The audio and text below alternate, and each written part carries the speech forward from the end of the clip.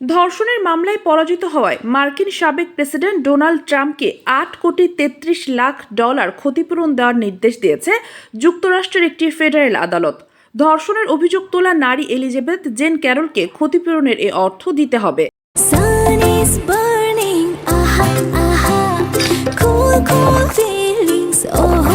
প্রাণ ফ্রুটো এখন নতুন লুকে আর টেস্ট অ্যামেজিং। তাজা আমের মধুর রসে প্রাণ ফ্রুটো এখন আরো আকর্ষণীয় নতুন প্যাকেট। স্থানীয় সময় শুক্রবার নিউ ইয়র্কের ম্যানহাটনের ফেডারেল আদালতের 9 সদস্যের প্যানেল ট্রাম্পকে এই নির্দেশ দেন। 9 বিচারকের মধ্যে 7 জন পুরুষ ও 2 জন নারী। আজ এক প্রতিবেদনে এ খবর জানায় ব্রিটিশ গণমাধ্যম বিবিসি। প্রতিবেদনে আরও বলা হয়, আদালত জানিয়েছে ভুক্তভোগী এলিজাবেথ জেন ক্যারলকে শাস্তিমূলক ক্ষতিপূরণ হিসাবে $65 মিলিয়ন দিতে হবে ট্রাম্পকে, আর সুনাম ক্ষুণ্ণ হওয়ায় ক্যারল $11 মিলিয়ন ক্ষতিপূরণ পাবেন।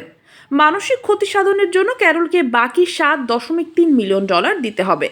রায় ঘোষণার সময় আদালত ভবনে ছিলেন ট্রাম্প, তবে এজলাসে উপস্থিত ছিলেন না। তবে নিজের 2 আইনজীবীর সঙ্গে এজলাসে হাজির ছিলেন ক্যারল।